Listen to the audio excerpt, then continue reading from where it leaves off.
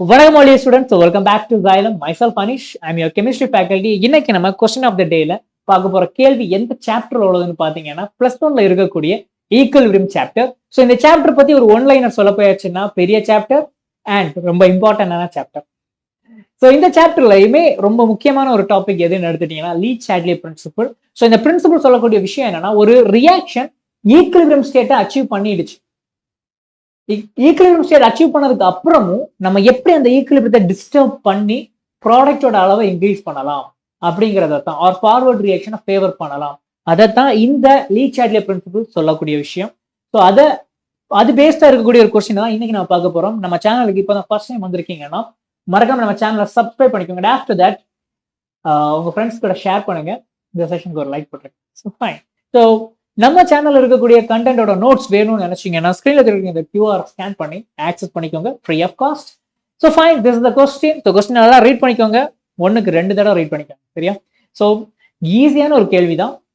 சிம்பிளா அவங்க என்ன கேட்டிருக்கிறாங்கன்னு பாருங்க. Using Le Chatelier principle, predict the effect of first decrease the temperature, next increase the temperature in each of the following equilibrium system. So இந்த இடத்துல 2 reaction கொடுத்துருக்காங்க, அந்த 2 ரியாக்ஷன்ஸுமே ஈக்குவலிபிரியம் அச்சீவ் ஆயிடுச்சு. ஓகே, ஸோ ஈக்குவலிபிரியம் அச்சீவ் ஆயிடுச்சு.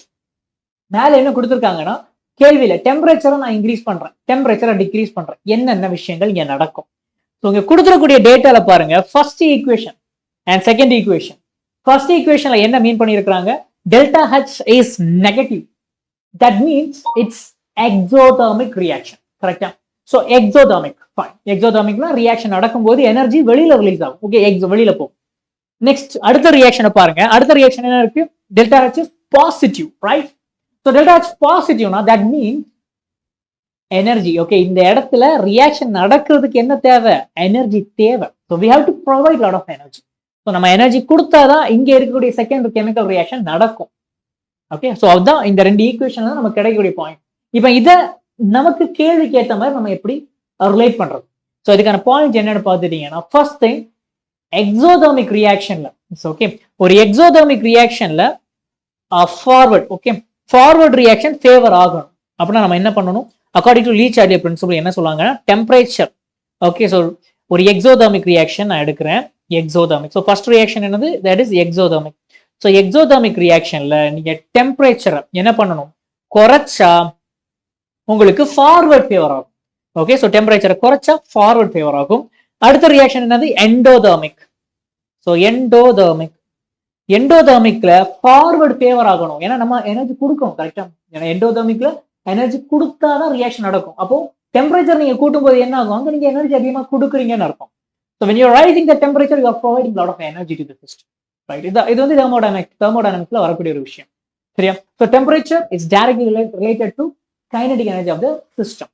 சரி, அப்போ நீங்க டெம்பரேச்சரை கூட்டும் போது என்ன பண்றீங்க, சிஸ்டத்துக்கு எனர்ஜி கொடுக்குறீங்க, அப்போ ஃபார்வர்டு ஃபேவர் ஆகும். ஸோ எண்டோதெர்மிக் ரியாக்ஷனுக்கு எனர்ஜி தேவை, therefore நீங்க டெம்பரேச்சரை இன்க்ரீஸ் பண்ணும்போது ஃபார்வர்ட் ரியாக்ஷன் ஃபேவர் ஆகும்.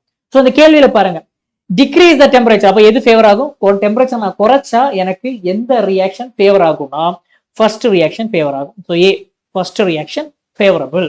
அடுத்த ரியாக்ஷன் என்ன, இன்க்ரீசிங் தி டெம்பரேச்சர். ஸோ டெம்பரேச்சரை கூட்டினா எந்த ரியாக்ஷன் எனக்கு ஃபேவர் ஆகும், தட்ஸ் இட்ஸ் பி, சரியா?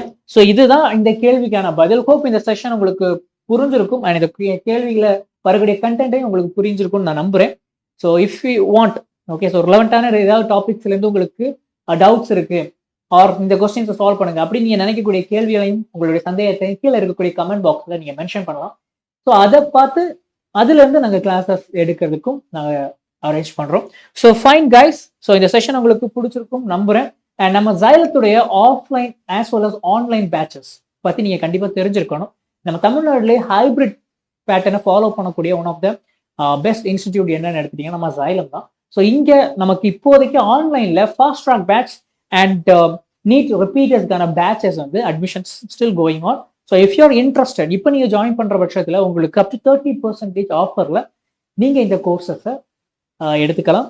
So that's it. And NEET ரிப்பீட்டர்ஸ்க்கான வெற்றி பேட்ச். ஸோ இது 1 இயருக்கான கோர்ஸ். பட் இப்போ நீங்க நீட் ரிப்பீட்டர்ஸா நீங்க படிக்கணும்னு நினைக்கிறீங்க, அதுவும் வீட்டில் இருந்துகிட்டே படிக்கணும்னு நினைச்சீங்கன்னா இந்த பேட்ச் உங்களுக்கு one of the best in Tamil Nadu, right? சரியா? ஸோ இப்போ நீங்க ஜாயின் பண்ற பட்சத்துல அப் டு 30% ஆஃபர். நீங்க டோன்ட் ஃபர்கெட், இதை நீங்க மெகா 30 அப்படிங்கிற கோட் நீங்க யூஸ் பண்ணா இந்த ஆஃபர் உங்களுக்கு கிடைக்கும். So that's it for today. So see you on next session and take care of yourself. Bye.